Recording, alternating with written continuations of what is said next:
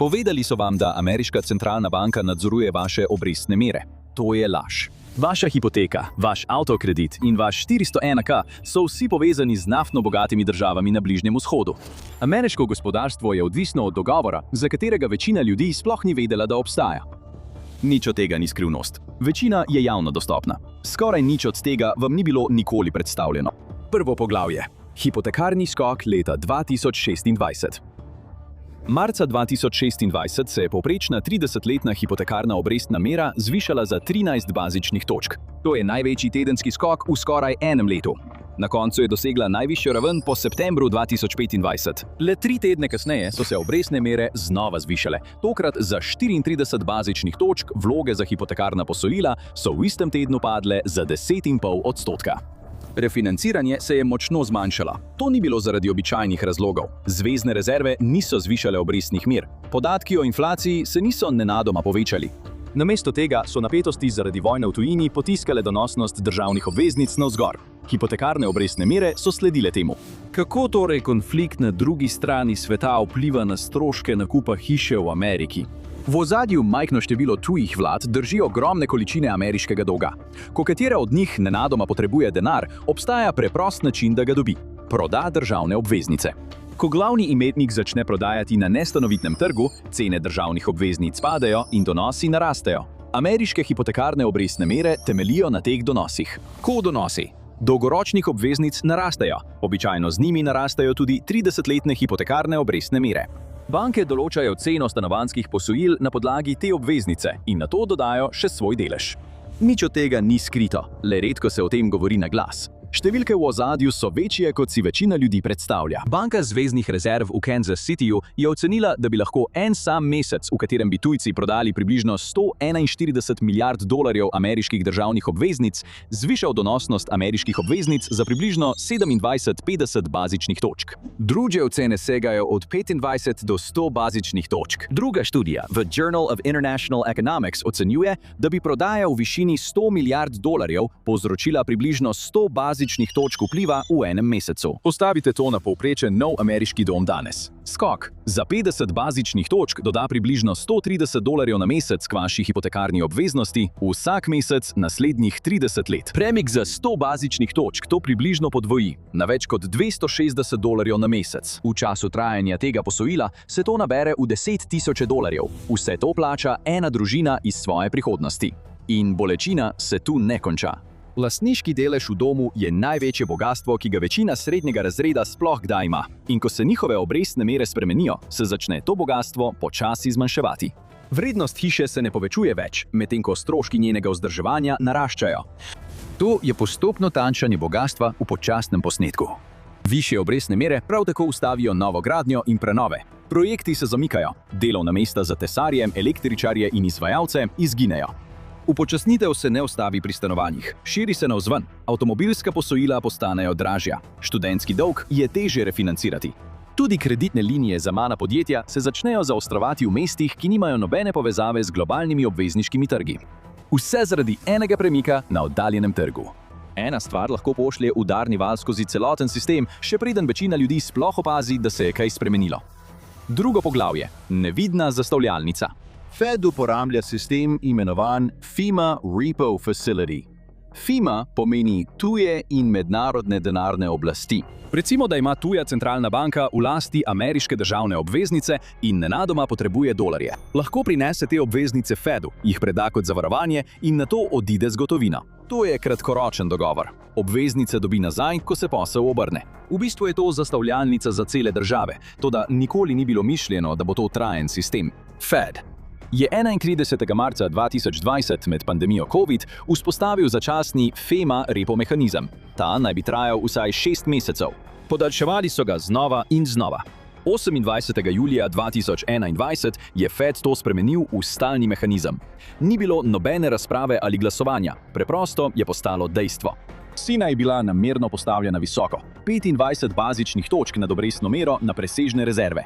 Ta obrestna mera je namerna, je višja od stopenj na zasebnem trgu, ko so razmere mirne. Zato nihče ne uporablja Fedovega okenca, ko so trgi zdravi. Odprti trg je cenejši in lažji za poslovanje. Centralna banka ga uporabi le, ko bi bila prodaja slabša kot plačilo pribitka Fedu. Z drugimi besedami, uporabi se le, ko bi bilo karkoli drugega še slabše. Leta je Fed že vrsto let boril proti inflaciji in oteževal ter podraževal posojila. A hkrati je Fed pripravljen tujim centralnim bankam zagotoviti dolarje. En ukrep pritiska na ameriškega posojilojemalca, drugi pa zagotavlja, da če tuji imetnik potrebuje pomoč, je vedno na voljo varovalo. Kritiki pravijo, da to ustvarja pogubno spiralo.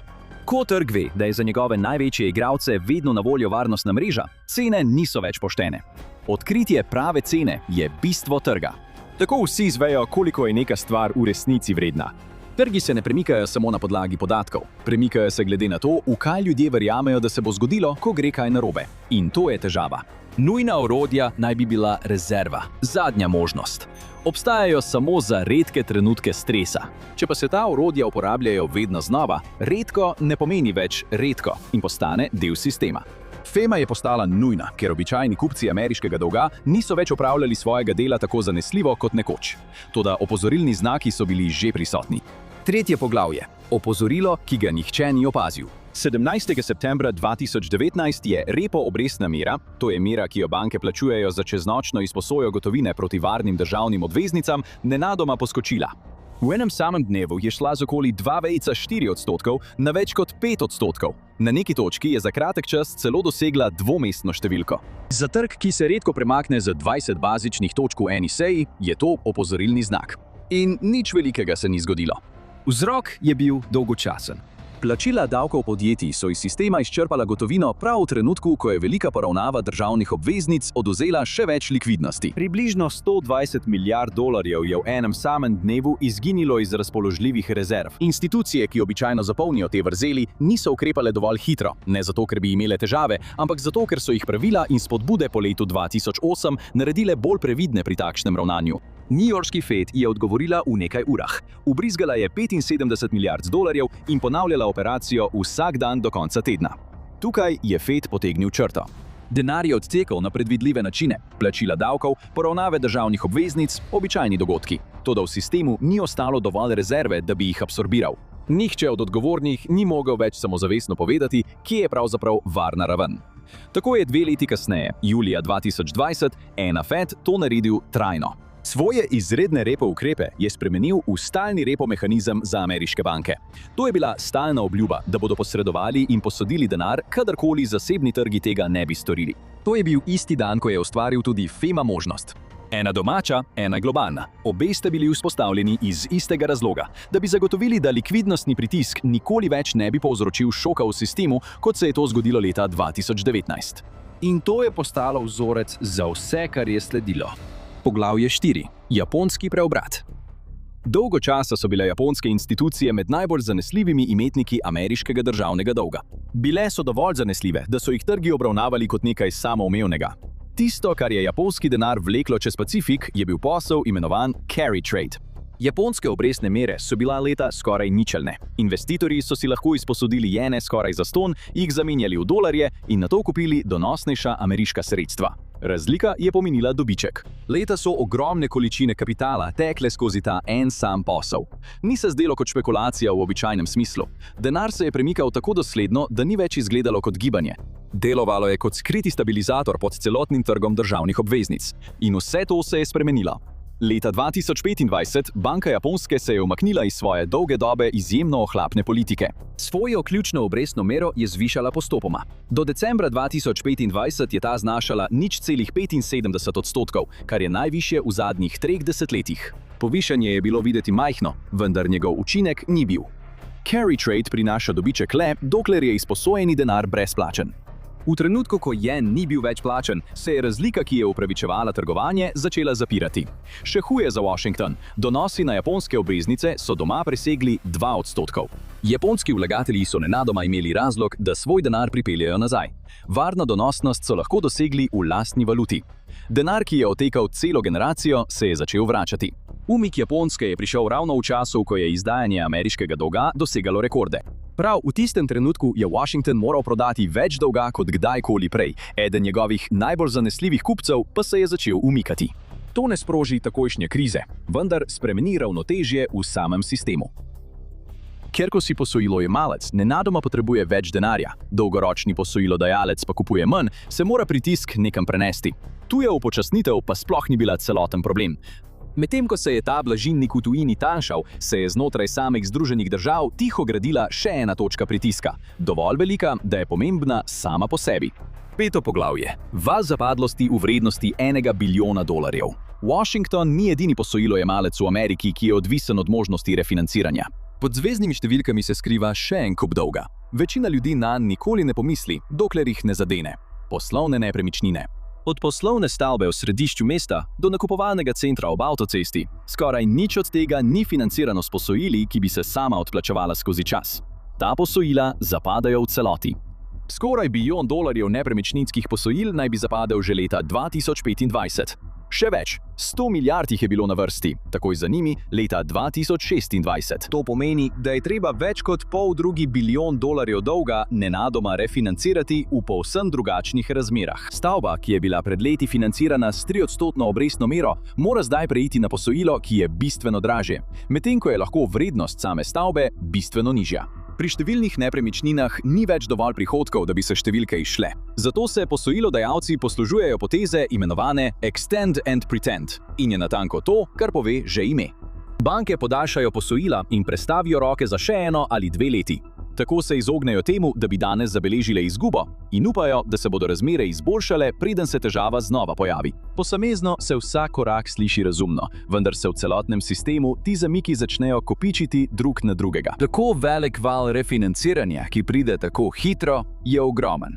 To je dolg v obsegu celotnega gospodarstva srednje velike države, za katerega so naenkrat potrebni novi pogoji.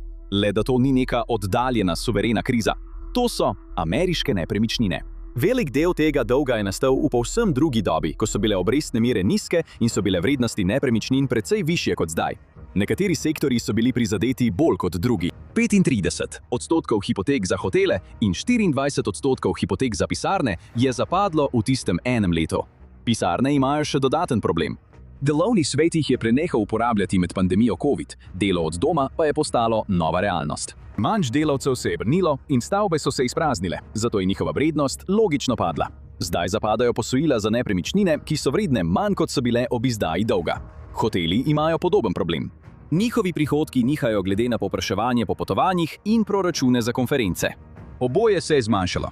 Ta pritisk ne ostane le v nepremičninah. Neposredno se prenese v bančni sistem, še posebej v manjše regionalne in lokalne banke. Običajno imajo v svojih bilancah ogromne zneske dolgov za poslovne nepremičnine. In prav te banke so tiste, na katere se vsak dan zanašajo številna mala podjetja. Banka, ki tiho nosi obremenjena posojila za nepremičnine, postane bolj previdna. Posojanje se zaostri, mala podjetja se težje širijo. Tisti, ki prvič kupujejo dom, so še bolj prizadeti. Tukaj se začnejo koščki povezovati. Prej se je tuje povpraševanje po ameriškem dolgu začelo zmanjševati. Zdaj se tudi domače kreditiranje zaostruje. Dve ločeni točki pritiska začneta pritiskati ena proti drugi. In ker se izgube še niso v celoti pokazale, sistem vstopi v čudno stanje. Vsi vedo, da pritisk obstaja, a nihče noče biti prvi, ki bi ga v celoti upošteval. Banke podaljšajo posojilo ali spremenijo pogoje. Posojilojemalcu lahko dajo več časa. Tehnično je lahko posojilo na papirju še vedno videti kot redno odplačevano, ker se plačila še vedno izvajajo po novem dogovoru. Toda izgube ne izginejo. Samo tiho se kopičijo, dokler sistemu ne zmanjka prostora, da bi jih še naprej odlagal. 6. poglavje. Stiska dolarske likvidnosti. Zaliv deluje na stalnem toku ameriške valute. Nafta je ovrednotena v dolarjih. Denar od izvoza se vrača v dolarjih. Državni premoženjski skladi so vsi merjeni v dolarjih. Ko je izbruhnila vojna z Iranom konec februarja 2026, je konflikt imel svetovni vpliv. Zaprtje Hormuške ožine je zadušilo pretok približno petine svetovne nafte. Cene nafte so se zvišale in z njimi tudi inflacijska pričakovanja. Donosi ameriških državnih obveznic in hipotekarne obrestne mere so sledili. Ko se je nestabilnost širila po regiji, so vlade po vsem zalivu začele močneje črpati dolarje iz likvidnosti. Te države so običajno prikazane kot posojilodajalke, bogate sile z denarjem, ki kupujejo nebotičnike, športne ekipe in deleže v podjetjih po vsem svetu. Toda ko se dostop do dolarjev zaostri, lahko tudi oni občutijo posledice.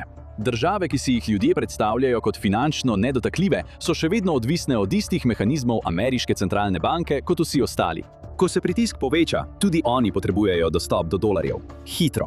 Kar pomeni, da podoba popolne neodvisnosti nikoli ni bila povsem resnična. Trdna je bila videti le, dokler je bila likvidnost dolarja enostavna. In takrat se tuje banke soočijo s težko izbiro. Ali prodajo ogromno količino ameriških obveznic na že tako obremenjenem trgu, a to takoj ustvari svoj lasten problem. Prodaja potisne obveznice navzdol in donose navzgor, kar pomeni, da se vrednost obveznic, ki jih še vedno imate, prav tako zniža. Denarni problem rešite tako, da škodujete svoji bilanci stanja. Zato večina tega noče storiti, razen če res ni nujno, kar pomeni, da namesto tega uporabijo Fedove dolarje kot zavarovanje. Izposodijo si dolarje, zastavijo zavarovanje in se izognejo prodaji obveznic na trgu. Ta odločitev pa lahko vpliva vse do ameriških gospodinjstev. Če na trg naenkrat pride dovolj državnih obveznic, donosnosti zrastejo. Z njimi zrastejo tudi hipotekarne obrestne mere. Prizadeti so tudi pokojninski portfelji. Ena likvidnostna odločitev v tujini lahko spremeni mesečno plačilo za hišo na tisoče kilometrov stran. Za tuje banke je to smiselno. Brez zamenjavnih linij ali repo mehanizmov nimajo druge izbire, kot da prodajo državne obveznice na odprtem trgu. In takšna prisilna prodaja se lahko hitro razširi, kar povzroči močno rast donosov in destabilizira vse, kar je z njimi povezano. Varnostne mreže obstajajo zato, da preprečijo takšno verižno reakcijo, še preden se začne. In tehnično gledano so ti dogovori strukturirani tako, da ščitijo Fed pred neposrednimi valutnimi izgubami. Torej, to ni preprosto reševanje, kot si ljudje predstavljajo. Toda širši premik je še vedno resničen, ponavljajoča se uporaba pa postane nekaj običajnega in se nato vgradi v sistem. 7. poglavje. Kdo dejansko zdaj drži dolg? Morda si predstavljate, se menjalni posli z dolarji dogajajo v zakajenih zadnjih sobah v Washingtonu. Naftno bogata zalivska država vdre v Washington, postavlja zahteve in grozi, da bo prodala ameriške obveznice, če ne dobi, kar želi. Tako to ne deluje. Ko potekajo pogovori o swap linijah, to niso ultimatumi, ampak previdnostni ukrepi. Države z ogromnimi rezervami želijo zagotovilo, da bodo imele dostop do likvidnosti, če se trgi zamrznejo ali se dostop do dolarjev zaostri. Kuvajtove naložbe v ameriške zakladne obveznice so dosegle rekordnih skoraj 66 milijard dolarjev. Imetja Združenih arabskih emiratov so v 10 milijardah in še rastejo, podprta z rezervami, ki so še veliko večje. Torej, to ni bil primer bankrotiranih držav, ki bi prosile za pomoč. Pravi namen teh dogovorov ni nujno reševanje upnika, temveč stabilizacija samega trga zakladnih obveznic. Kajti nevarnost ni le v tem, da veliki imetnik izgubi denar.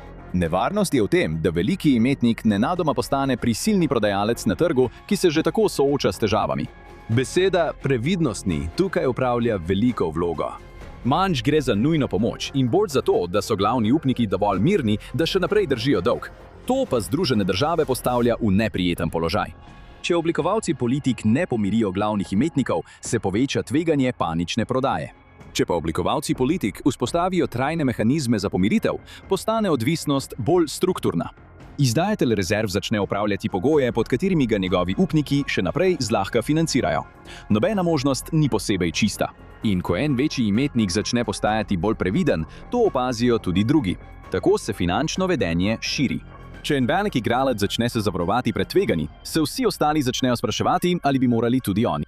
In to je pomembno, ker temelji trg državnih obveznic na globalni predpostavki, ki obstaja že generacije. Dolg ameriške vlade naj bi bil varno sredstvo, temelj pod vsem ostalim. Toda temelji redko počijo naenkrat. Običajno se zaupanje postopoma zmanjšuje. Desetletja je tuje povpraševanje po ameriškem dolgu prihajalo predvsem iz zavezniških centralnih bank. Te kupujejo iz strateških in monetarnih razlogov. Ne prodajajo panično, ker je bilo eno četrtletje slabo.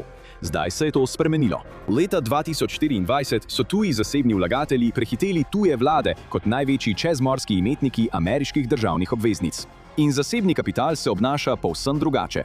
To niso institucije ustvarjene za ohranjanje geopolitične stabilnosti ali dolgoročno upravljanje rezerv.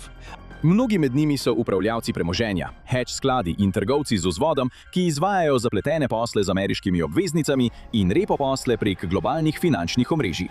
Njihova naloga je, da se premaknejo, ko se pogoji spremenijo, kar pomeni, da je trg del svojega blažilca zamenjal za nekaj veliko bolj odzivnega. 8. poglavje. Velika dolarjeva podpora. Ameriška centralna banka je prevzela vlogo, za katero prvotno ni bila zasnovana. Zdaj je stalni vir dolarjev, ne le za ameriške banke, ampak tudi za globalni dolarni sistem, vključno s tujimi centralnimi bankami. Ljudje se lahko prepirajo, ali je širitev vloge Feda pri podpori globalnega dolarja dobra ali pa gre za pretirano poseganje. Toda širitev se je zgodila in večina ljudi se ne zaveda, kako daleč je šla. Skupna zaveza Feda za reševanje sistema od leta 2008 presega 29 bilijonov dolarjev. To je dovolj, da bi v eni sami transakciji poplačali večino državnega dolga Združenih držav Amerike. Niti $1 od tega ni bil porabljen za gradnjo cest, financiranje šol ali povečanje produktivnosti gospodarstva. Namen je bil ožji, preprečiti, da bi obremenjen sistem moral priznati svoje napake. Vsak dolar je kupil čas. Nič od tega ni prineslo rešitve. Tisto, kar se je v vsem tem zmanjšalo, ni denar, ampak neodvisnost. Ameriško blagostanje je bilo nekoč skoraj samofinancirano, ker je svet prostovoljno želel njihov dolg, a to se je oslabilo.